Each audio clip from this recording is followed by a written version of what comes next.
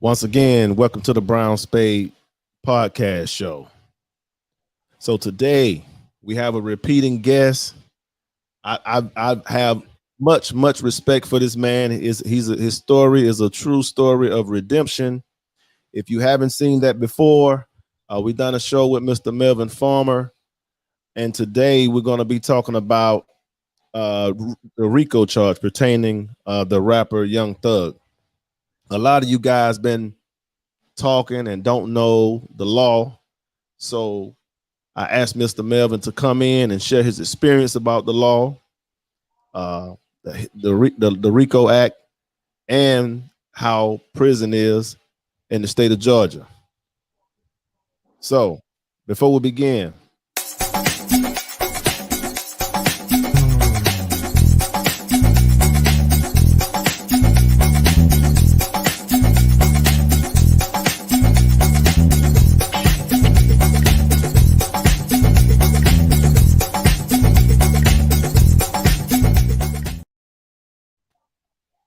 okay, well, yeah, Brother Melvin. I guess he stepped out for a minute. He'll be right back. Yeah, but just hold tight. Here we go. There you go, brother. All right. All right. So again, we have Mr. Melvin Farmer. I'm gonna let him introduce himself, but he has a long story, a true story of redemption, as I said before. And so just give us a brief history of who you are before we get into talking about this RICO Act for those who don't know you. Yes, my name Melvin Farmer. I'm a former original gang member of the Crips. Started when I was 15 in 1972, 14 actually. Then we turned. I was a founding member of the U.S.A. Crips with Tookie and all them, which led to a life of incarceration and crime, over 50, 60 arrests, 2 penitentiary stays in Georgia, California, over 30 some years incarcerated, 2 life sentences that I had reversed, where a man tried to take my life and God gave me a new life. Starting in 1998, after being the first to ever be released from up under California's 3 strikes law from a life sentence, I changed my life, started doing civil rights, whether it be, particularly when it comes to murder, whether it be by friend, family, foe, or even those that are here to serve and protect us, which is the police. I'm an author. I mentor youth, credible messengers. I do a lot of things, National Alliance for Positive Action, people helping people, and I just try to give back to the community. Yes, sir. And also, while I got you on here, for those of you who are chiming in, could you let them know the name of your book? My book is the first book written on the California 3 strikes law, which is pertinent today because I predicted mass incarceration would start being a political fodder. And the name of the book is The New Slave Ship, a ship that does not sail. 3 strikes you in, not out. Yes, sir. So recently, we had one of these famous rappers out of Atlanta, from the same city I'm from, goes by the name of Young Thug. Now he been indicted with some I perceive as some serious charges, but I'm gonna let Mr. Melvin say it. But he been charged with 56 counts. Well, him and 27 others. 88-page total indictment. He also faces 7 additional charges after being incarcerated. And from my understanding, the RICO Act was passed in 1970. Is that correct, Brother Melvin? Yes, the RICO Act. Well, you have a federal RICO Act, which covers the mafia, which is what the RICO Act really was. Racketeering and influence corruption organizations. And then you have the state statute, which is the Georgia state law, which deals with state laws. That's why uh, uh, uh, Young Thug them are up under state charges, where most people assume that it's a federal charge, but they're in Fulton County, so they're going to state. And they're up under two different laws, which the most distinct difference is there's a broader base to incarcerate you and lock you up. Whereas up under the federal RICO Act, it starts off at 30 years. Up under the state in Georgia, it's 5 to 20, unless you got predicated charges or mitigated circumstances, murder, extortion, carjacking, robbing, and all these sort of things. And those are the charges that they're facing, which would add additional time to the charge, probably a life without parole sentence, which we call a LWOP. Right. So the other day, for those of you who are listening, the other day I was scrolling through Melvin. Like I said, Melvin been on the show before. I also follow Melvin on Mr. Melvin on Instagram, and I feel like I've been knowing him for years. Every time I look at him, I feel like he's an uncle or something, you know. But yeah, but when I saw him, and he was just chiming off, dropping some gems, man, dropping some serious bombs, and informing. I mean, some very informative stuff, because you hear a lot of people talking. They have these platforms, and they don't know what they're talking about firsthand. And so I asked Mr. Melvin, I said, hey, man, if you don't mind, could you come back to the show and talk about this? Because he was dropping some serious gems. And I was like, man, he was like hitting them in the head. So could you elaborate, brother? I mean, take your time and go as long as you want to. Well, one of the main things is this is really a litmus test for all street gangs. They think this is targeting entertainment, the rappers. No, no, no. This is targeted for street gangs. And most people don't know the difference between a street gang and organized crime. To whereas a street gang is called a street gang because they are a group of youths or persons, usually youths, who share a common identity and who generally engage in criminal behavior.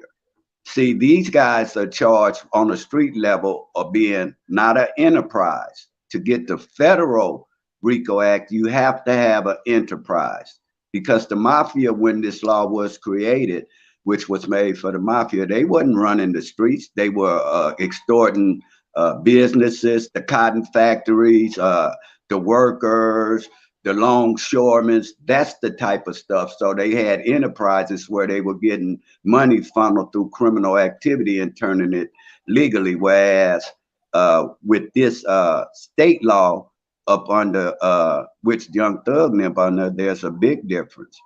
Up under federal guidelines, you can get a conspiracy by just talking on the phone and saying yes, even though the act wasn't completed. You still conspired. Up under the state law, they not only conspired and gave the orders, Young Thug and Gunna are the two at the top of the list, but also it makes it to where you have to prove their guilt because the actions that they asked to be done or did participate in did happen. So, like, I think Gunna and them, Young Thug and them, are they charged with a murder? Yes, I think there is some charges in there pertaining to murder.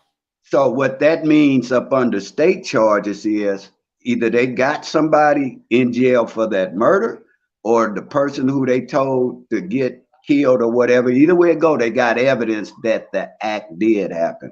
So that's a big difference up under this law. And it's very serious litmus test for the streets. It could be for gangster disciples. It could be for vice lords. It could be for El Rukins. It could be for any type of street organization or street gang, particularly targeting brown and blacks, to where this opened up a door to where they can do charges that will give you adverse sentences that carry up to life and treat you as a mafia, which I predicted they was going to create something like this or start enforcing it way back in the day. They just ain't doing it. But this is a big litmus test, because now you have to watch who you're around.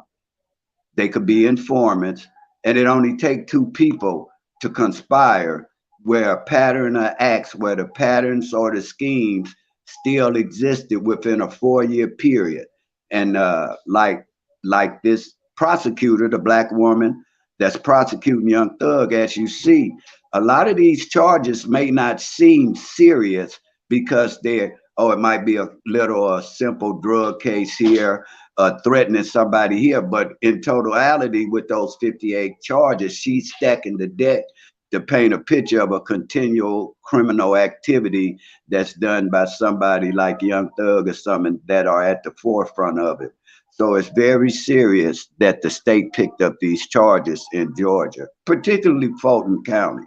It's a broad stretch. Uh, I've been in Georgia, Fulton County, and it's one of the most corrupt uh, law enforcement criminal court buildings that you have in the state of Georgia. You got Gwinnett, Alpharetta, Decatur, DeKalb, Conyers. All those have different municipalities, but Fulton County in Atlanta is where I'm quite sure you heard of the young man that shot up the courtroom and killed the judge, Brian Nichols. Yeah, Brian Nichols. Yeah. Yeah, that was my boy in Jackson when he was on death row. I used to talk to him quite a bit, but he did that incident at Fulton County. And Yeah. also, Fulton County is so corrupt to where they had the police bring in guns to where two inmates shot each other in Fulton County. So as far as getting a good relief or something, he's in the best court that he can go to. Because other than that, if he was in one of them other towns, Gwinnett County or something like that, he'd be really can go on and bury the shovel. So he wouldn't Up have a under. chance. He So wouldn't have a chance. right.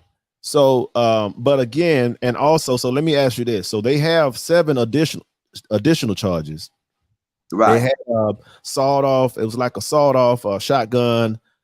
He had something like a some type of suppressor with it's a commission of a felony, meaning Hmm. he had some felony things pending. Could you elaborate on that?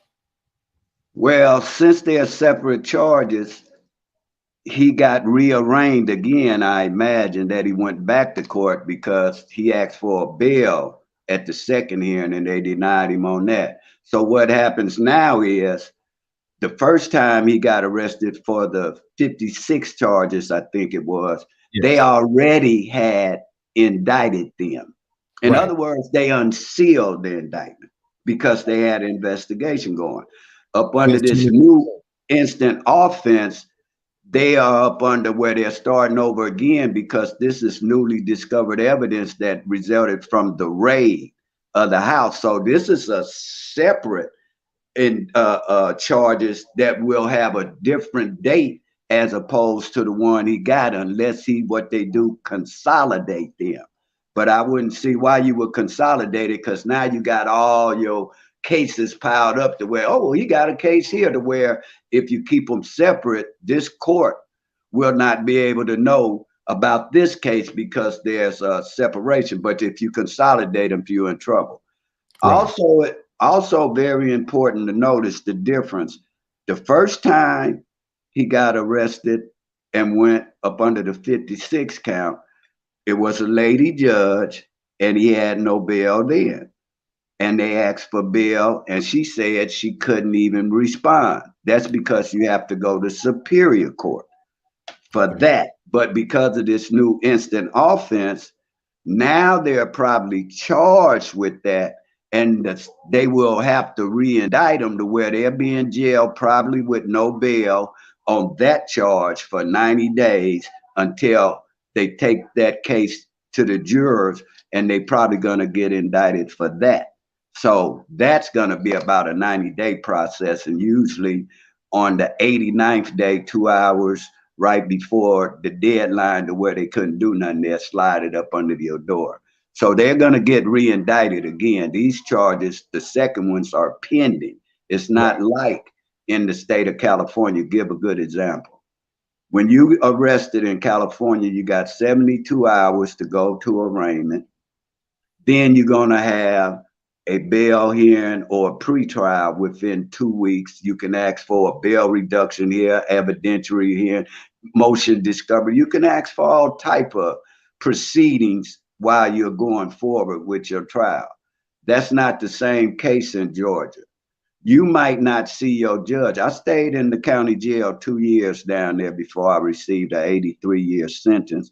I didn't see my lawyer but twice. Never knew when you go into court. And there's zero tolerance in Georgia. But Fulton County also has a policy to where the police can't chase you. Say you pull off and run and drive away in your car. They do not do chases no more because too many innocent people were getting hurt. So these are various different laws that usually don't apply to street gangs. This is a very bold move that could set precedents for California, Chicago, and it's really dealing in public safety. Right. Mm-hmm. Now, these rappers today, not all of them, but a lot of them, they're bringing in they're getting success. They're gaining success. And again, we're not here to, I'm not condoning anything as far as that concerned, but they get this success and then they don't know how to let it go, whatever they was doing. You got to put it down. Whatever you was doing that was in the streets, once when you become a rapper or entertainer, you become legal at that point. You're getting legal money. And I think they have these friends or they have these groups or gangs or whatever you want to call them. And I think, like you said, it's going to be precedented because if this go down, then they're going to start. I think this is going to trend. It's going to be trending. It's going to build a tough on crime platform for Republicans because Democrats, see, this is politics. The lady that just got in office that brought the charges to them, she ran on a campaign on tough on crime. Right. See, when the elections start coming around, it's gun control, tough on crime, and controlling guns, National Rifle Association. This has been the pattern since 1984, back when Clinton and Biden made the federal three strikes law. But that only was really after they came with the California three strikes law, which is a state law, and the Washington three strikes law, which was adopted by 33 other states. But one of the things with a lot of these rappers, and I've been in the rap game from we all in the same game. What happens with a lot of these rappers, particularly hip hop and blacks, is their legacy and their music is built on the culture of the streets. That's the first thing. And a lot of times these rappers aren't really from the streets. They've been in recording studios, and that's why you usually see a lot of these rappers, they have somebody with street credibility around them, which ties them with a tie to where they can say, hey, I'm legit, I'm dealing with somebody that's actually from the streets. Right. But what happens is these rappers, actors, anything dealing with this type of situation where you gang affiliate, they can't come out the streets fully. They play with one foot in the grave and they play with one foot on the pavement, and that's never gonna work. Nipsey Hussle, Biggie Small, Tupac, a litany of them have been killed or slain where they came their butts out the studio where they were recording in safety, where they come back to these streets where money doesn't count. Information count on these streets. Just like right now, Young Thug don't have no bail. But if he can give the FBI or the state police some information that they're not privileged to, I bet you he'll be out on bail with an ankle bracelet. This is a good litmus to show you why information is more important than money, whereas a lot of people put their net worth ahead of their self-worth. That ain't how that go. Bragging about, I got this, bragging about, he got all the money in the world and he can't get out. But I bet you if he got some information that could help the other investigation and lead to other arrests, he'll be out on bail. That's the difference. And a lot of these guys gonna give out information because they're not gonna be built to do this type of time when they didn't, it was all fun and games then. But now the rabbit got the gun and they're facing some very serious charges. But these rappers and actors, they sit and try to emulate the streets after they don't got it, and they just can't seem. You can't play. It's a very gray area to where you can play in that arena and play the streets. It's too much envy, hate, jealousy that comes with that people feel like they're entitled to what you've achieved. Mm-hmm.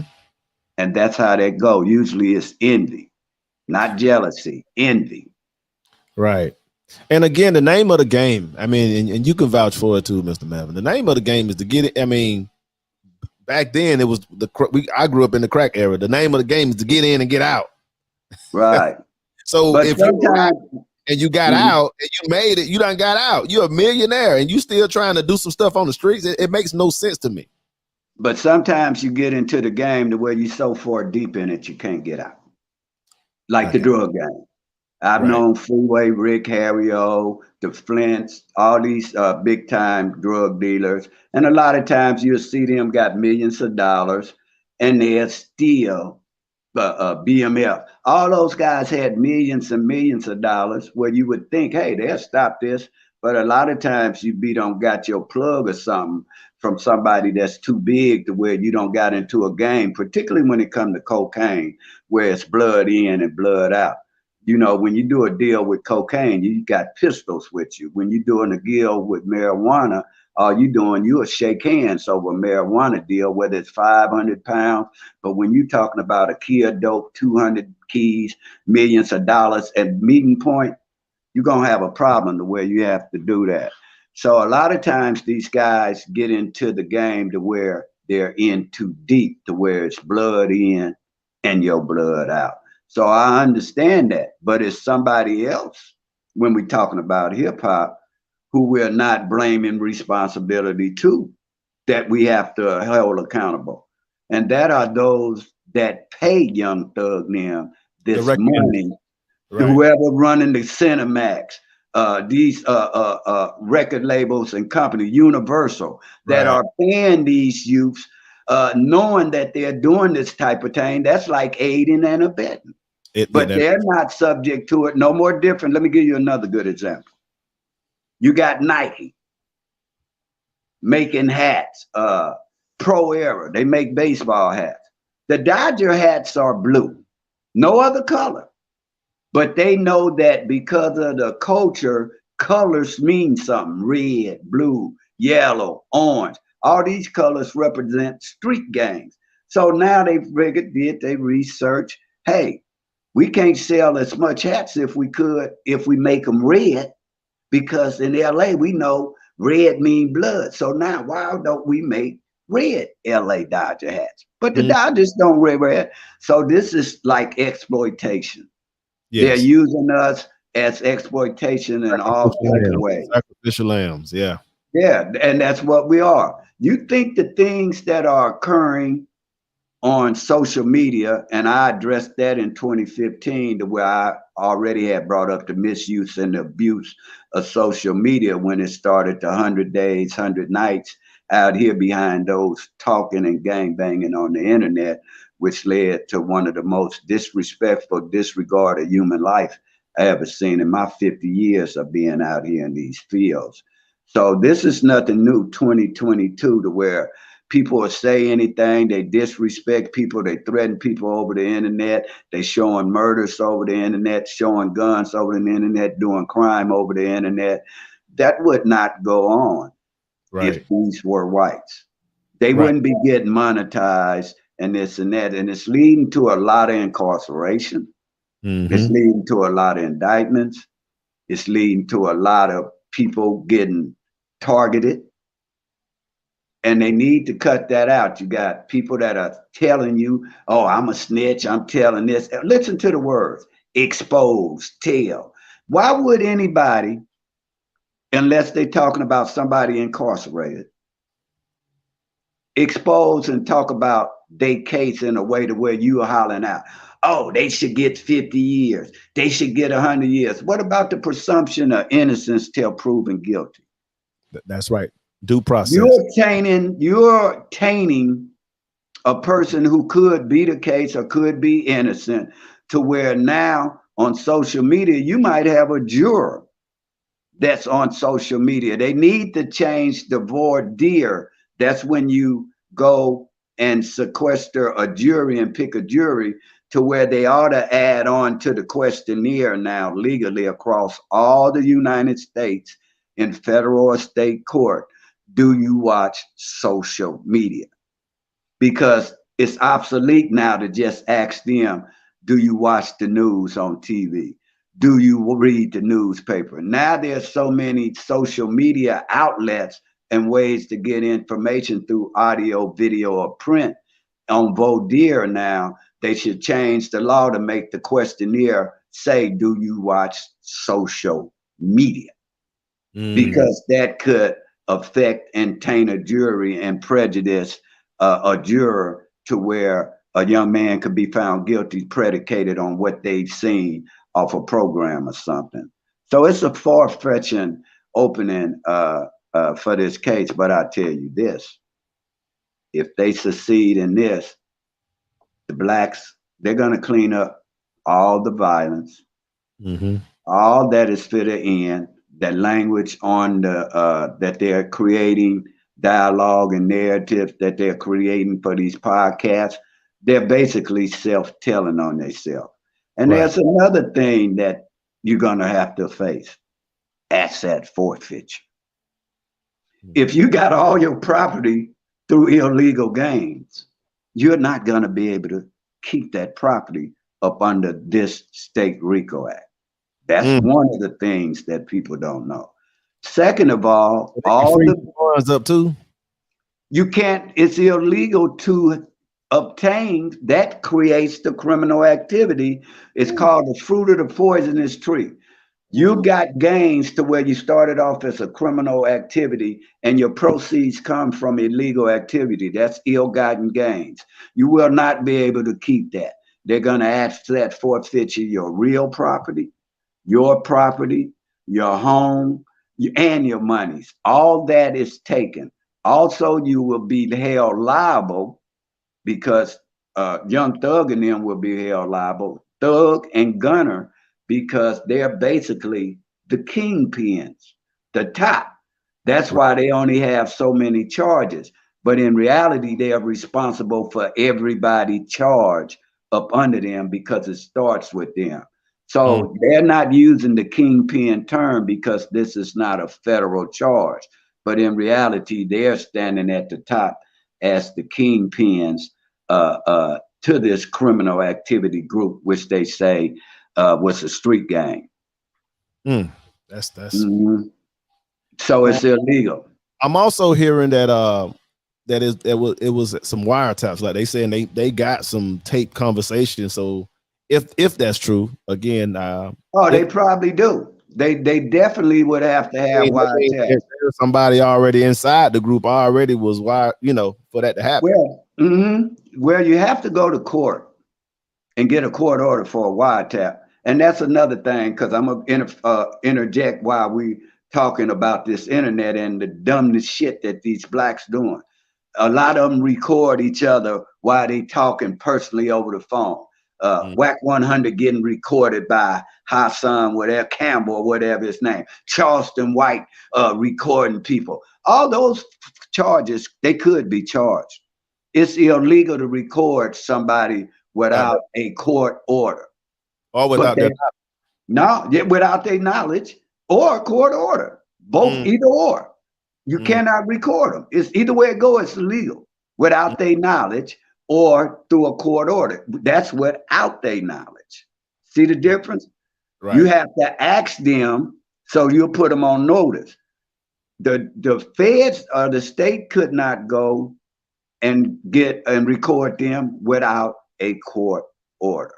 So what happens is they got Young Thug up under. They listening because everything going through him. Him and Gunner are probably the only one that know every player in the lineup. Mm, That makes you the kingpin, whereas the other 26 defendants, they probably don't all know each other. mm.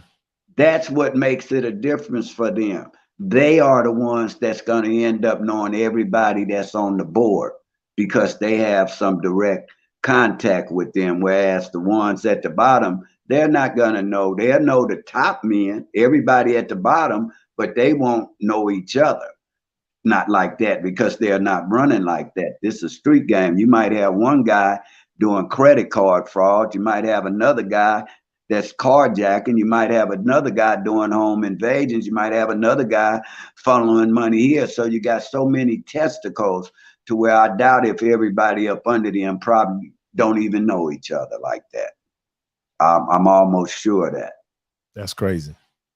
Yeah, so when you get the wiretap, they probably have some other people that they've slid up in there that provided them information they had to even get up under them. And then from there, one wiretap, they'll tap everybody's phone calls that come in, and then they'll go get a court order for that. And then that's why the continuation of the investigation will continue on. But I mean, here, they tap the phone. yeah, let me say something that's peculiar to me.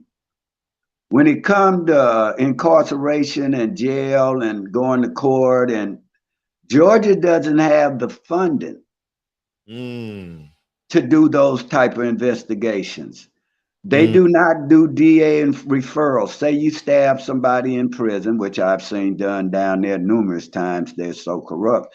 They don't send you to jail and give you additional charges. What you would have to do if you got $11.35 on your books, you can fill out paperwork that will go to the courts where you can charge them and pay for it, but the state is not going to pay for it. So for them to have ran this investigation for 4 years at this level, they spent a lot of money, which they usually probably didn't have, because out there, police, correctional officers, they're only making $2,000 a month. Whereas here in California, they're making 100,000. That's just on a bad year. So it's a lot of corruption in the Georgia prison system as well as the criminal justice system because the officers are underpaid and overworked. mm.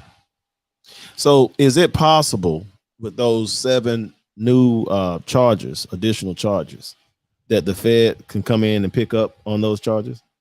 Probably what's going to happen is these are state charges because they committed acts. The Fed's probably going to come afterwards and clean them off up under federal RICO Act because they'll have them. They should, if they were doing that, I'm quite sure that the state probably notified the federal government that was going on. And it's ironic that this not a federal case and that the state handled it. So there was something personally involved where they wanted to make a statement, like I said. Right. I believe the feds will come afterwards and then throw the dirt on them. Right now, they just building the grave for them, and then the feds going to come afterwards and throw the dirt on them. Because there could be still investigations going on from other people that are now under investigation from messing with Young Thug and them. Now, I guarantee you, most people, whoever had a phone number and was talking to Young Thug that ain't in jail, I guarantee you all their numbers changed. I promise you, because they know that they could have probably went from them to them, and they could be up under the investigation because the feds like to do what they call make a splash. In other words, like when they caught the untouchable gorillas in New York. Kodak, when they indicted all them dudes a couple of months ago back when they started indicting them and having them turn themselves in. They like to make splashes, make big news. So I imagine after this, the Fed's gonna come back and charge them up under the federal, up under some type of federal guidelines. Right. Man, I tell you, Mm, it's something else. Um, yeah. so how is it your experience? Tell us about your experience in when you did time years ago in those Georgian prison systems.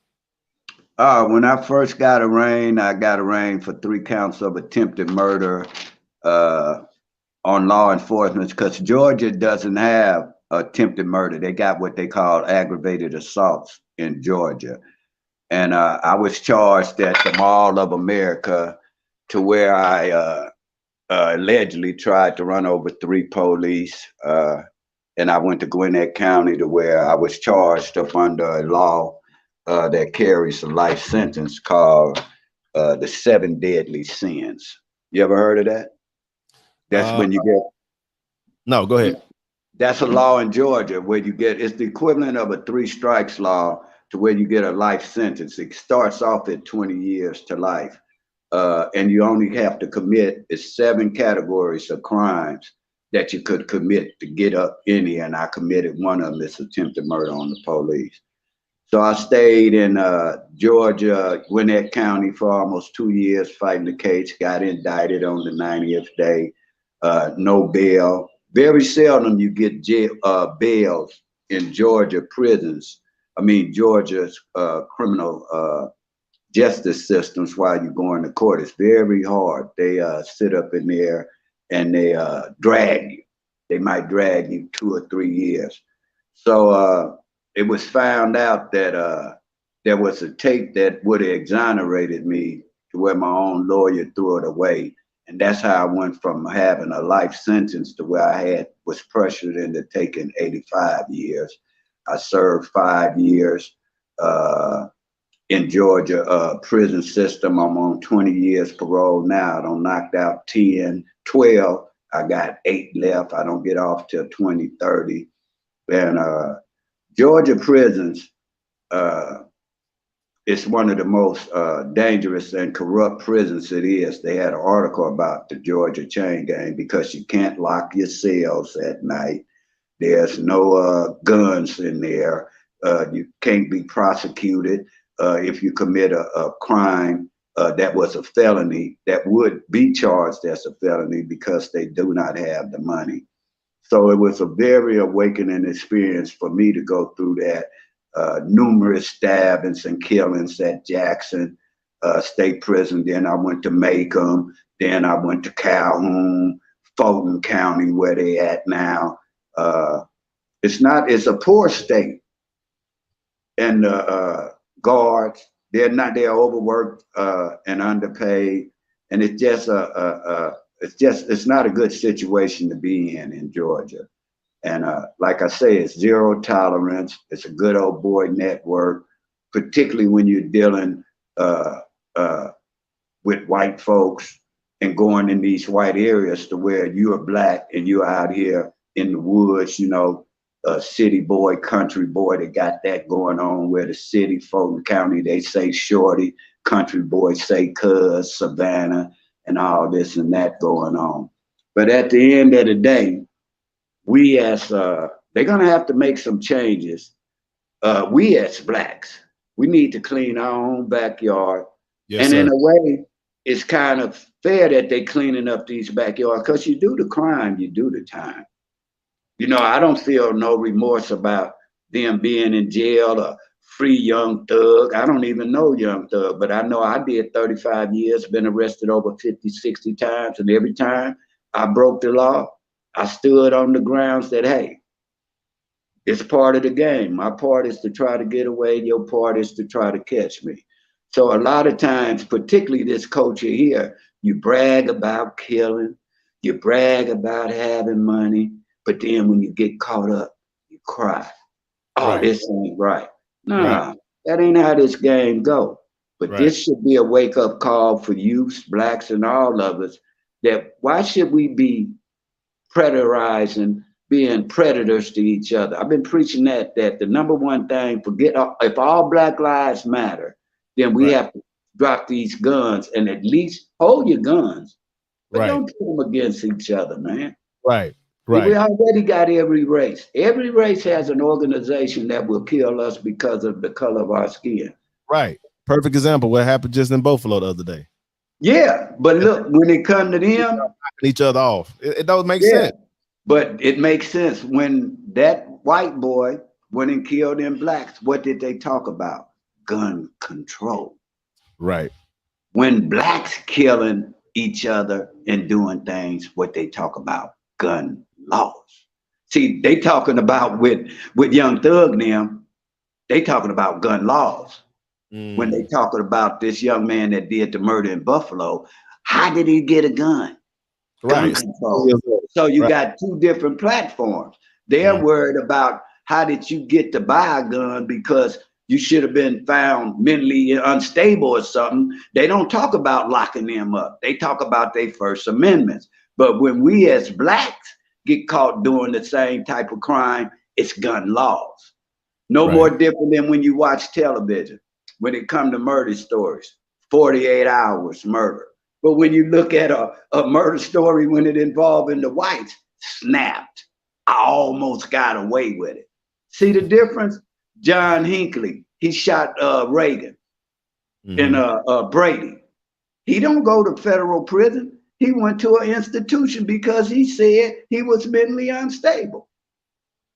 So they get laws and benefits when they do the same violent acts to where they get help, they get rehabilitation. Whereas when we do the same type of laws or break the same type of laws, we are adversely affected to where we get punished. Right. It's a big difference. But we Hmm. definitely gotta put the gun down and and try to reason and a little bit more, man. I mean, we just right now, I mean, it's violence on an all-time high in all these urban cities. Right, and that's because what don't happen is one, they defunded the police. That's number one. Number two is you in the inner city. They Black Lives Matter criticized the police, got them defunded, and this and that. And most of these polices are white. Come out to service now, white, others. There's less than 2% black LAPDs, sheriffs, and police in LA. So what happens now is you mock the police, you talk bad about the police, but now you're gonna call these same police to come and respond to a crime. They're not doing it. Right, right. They're And not that's coming. and that's another thing. I totally disagree with the defunding of the police. This is what it looks like. And it can get worse than this. This is what it looks like. I mean, and this is what I say also. And again, I'm not saying that because I grew up in the inner city in Atlanta. And yeah, we've been taught that the police is a bad thing, bad word. But if we're not part of the system, then how can we complain? So in other words, if you got blacks, some of y'all need to become policemen, just like some of us. That's what I preach. They need to become police where they could be overseers and Right, they could be looking out for us to right. do these type of things. But they discourage them Deviate, because of they get discouraged from it, discouraged. being police because they get ostracized. Being Exactly. a fireman, being a doctor. All these things is what we need to do to where we can have somebody infiltrate. In fact, we need to create our own. We don't need them as far as that. We can create our own doctors, our own vaccinations, our own medicines. But we sit back and we go and when a white man say, you can have somebody say, I can make it rain. A white man gonna say, can you show me how to make it rain? Whereas a black man gonna start throwing money. I can make it rain. It's our mentality. We have uniformity all across the board. You have uniformity. Guys that emulate this, act this, GDs, vice lords, rappers, actors, entertainers, sports celebrities, all of them are uniformity, but we have no unity as a whole as far as being black people, where we have one common goal. And to me, the first goal should be do not hurt each other. Right. That opens up self-preservation. The first Self-preservation. law of nature is self-preservation. Why, Right. if I'm 65 years old and I can't help the environment that I live in, I Right. can't move out because of my financial status. I'm not able to just move around. That's But why right. should I be subject at 60-something years old to where I can't walk 10 blocks in any direction without somebody asking where you from? What set you from, where you used to be, and why they don't say hi out here in California. You will never see nobody say hello. The first thing, where you from? That's a Right. group. Where you Right. from? We have to change the language and the dialogue is being created to where we quit label on each other.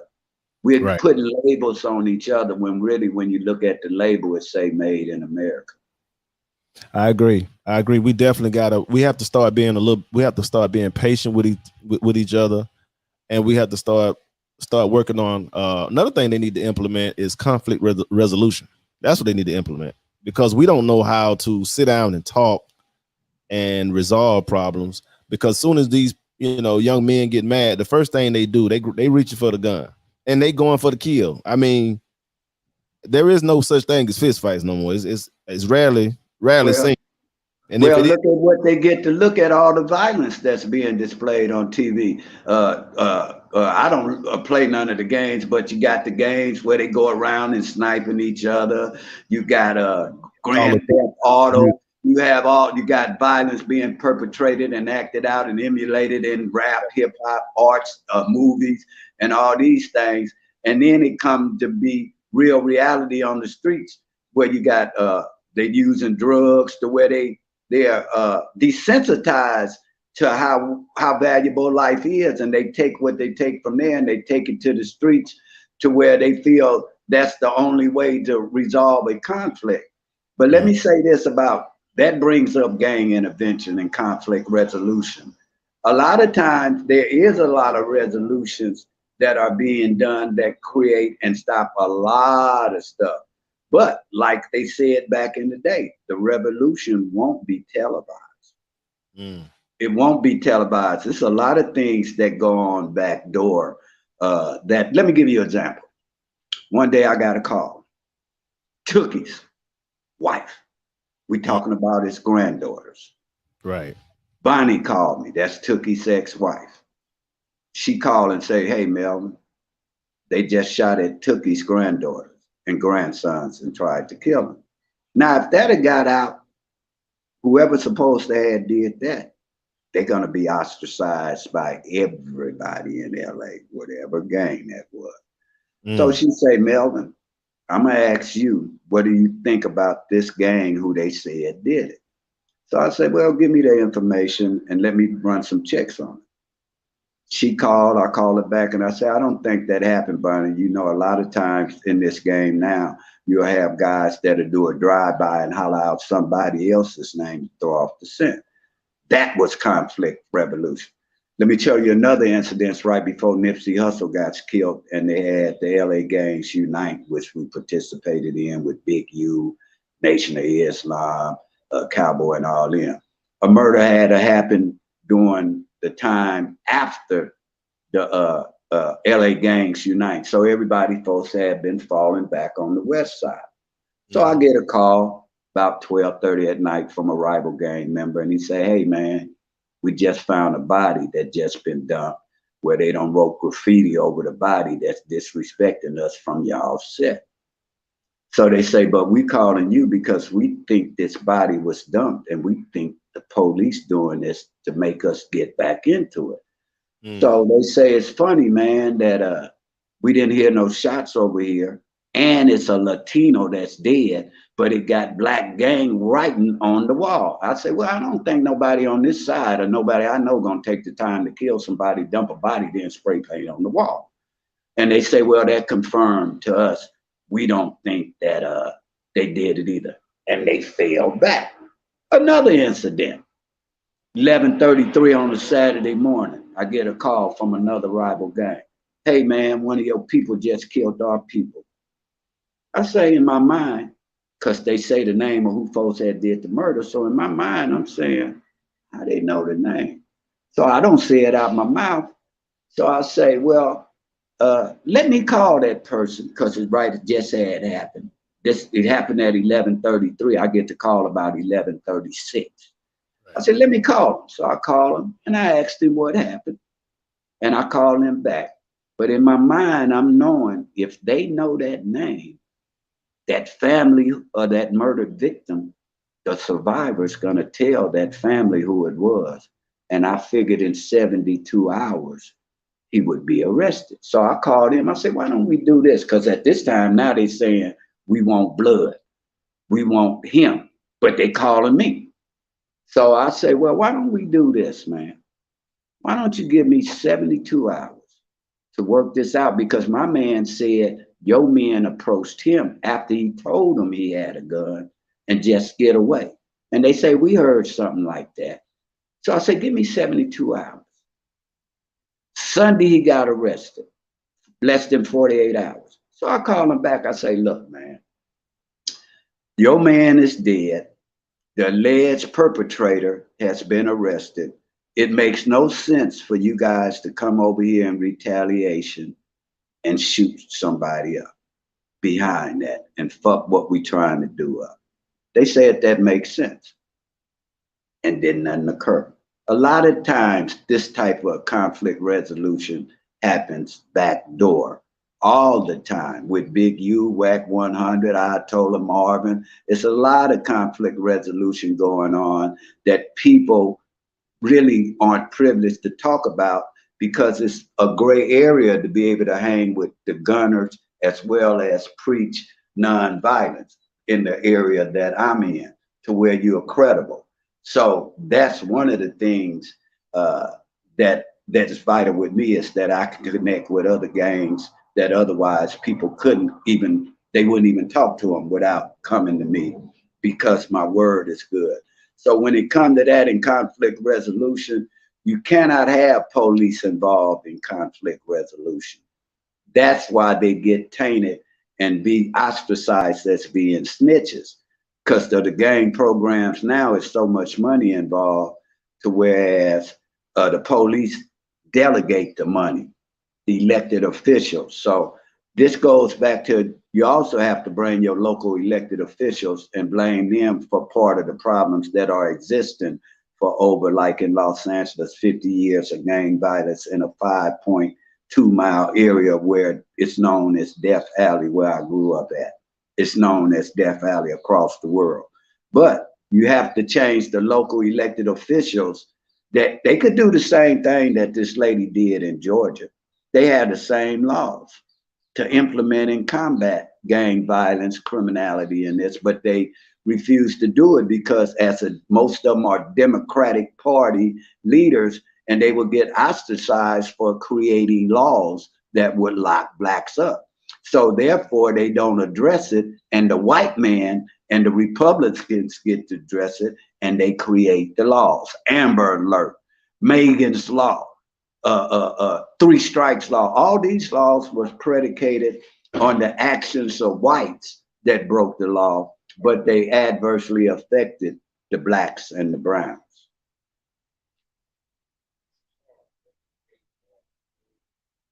I can't hear you.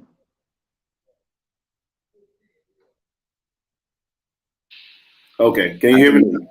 Yes, sir. I say this is some very informative stuff, man, and we almost at an hour, and I always try to do at least an hour. So, in closing, man, what you want to do? I mean, what is on your mind and heart? I'm always trying to bring people in. I know you're a very credible guy. Again, y'all, please check out Mr. Melvin Farmer. He's an author. He's a pillar in his community. He's a former gang member out in L.A. and he's turned his life around. He's a true story of redemption. But what is it that you want to say to try to help these young men from going down the wrong road, brother? Oh man, if I can do it, I didn't get my first job till I was 63, and I went from being a tax burden to a taxpayer. Sometimes you have to bite the bullet, and I wouldn't want nobody to live the life I did, 30-some years in prison. And a lot of times you only think that you're hurting yourself when in fact you're hurting your mother, your father, your sister, your brother, your grandmother, and at the end of the day, you get to see the hurt that you done. I just would try to tell people it's a better way in life to being a criminal, breaking the law. You call them swears and this and that when you're young and everything. But as you get older, you start seeing that, hey, I'm at an age now where I'm too old to work and too young for Social Security. I'm stuck. To whereas all the people who I was saying swears and busters and all that, they have homes, they own retirement.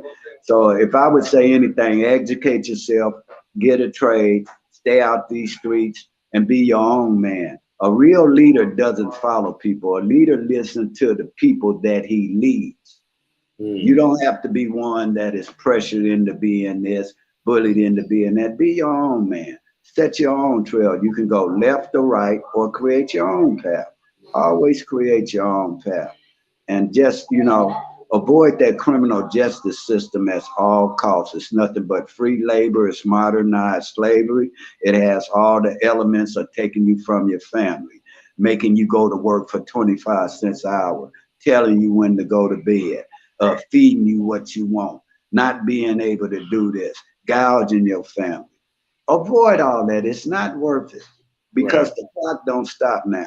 Now I'm at an age to where I'm looking at people dying of natural causes, and you'll think that you live forever.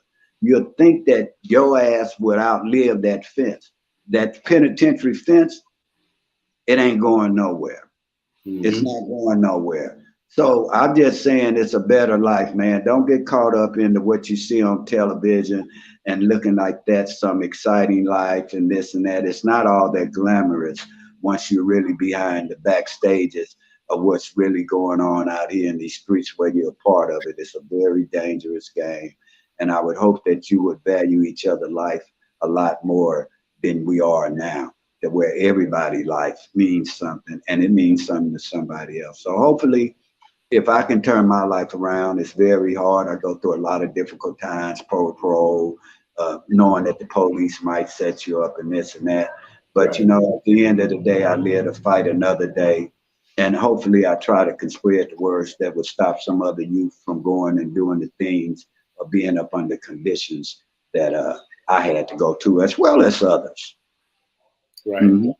Yes, So sir. did your grandkids, did they win the ball game yesterday?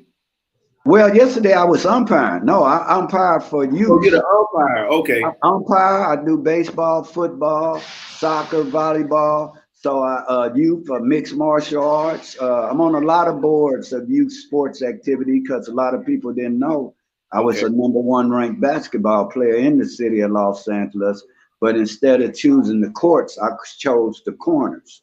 I Okay. made choices in life. 14, 15, 16, 17 years old, I was a #1 ranked basketball player. But basketball wasn't stardom back then, being Right. gang banging, you know, Tookie and all, you know, it was Yeah. Soul Train gang banging and pop locking on mine. So Yeah. now I referee, umpire, I do all that. And right now they're in the championship bracket. So I'm very proud that they even picked me to go and trust me to do these type of games because it means something to the Right. kids. I want Yes, to sir. tell you, I want to say thank you again, man, for your time. Again, I really admire your story. It's a true redemption story, and hopefully we can have you on here again, man. If we could save one soul just watching this video, somebody send this to their nephew or their son or somebody, then we did a good job. Oh yeah, and one final thing, uh, particularly with you guys that are on the streets that are dealing with gang members and doing illegal stuff, you really have to watch what you're doing now. This RICO Act law that she did is Hmm. really a litmus test to where they can wipe out your whole hood with one Yeah. swipe. Yeah. That's exactly what will happen. Yeah. Okay then. All right, brother. Yes, Peace sir. out. All All right. right, thanks a lot, man. Good talking to Thank you. Peace. you. We'll do it again. All right. Later. Peace out. Peace.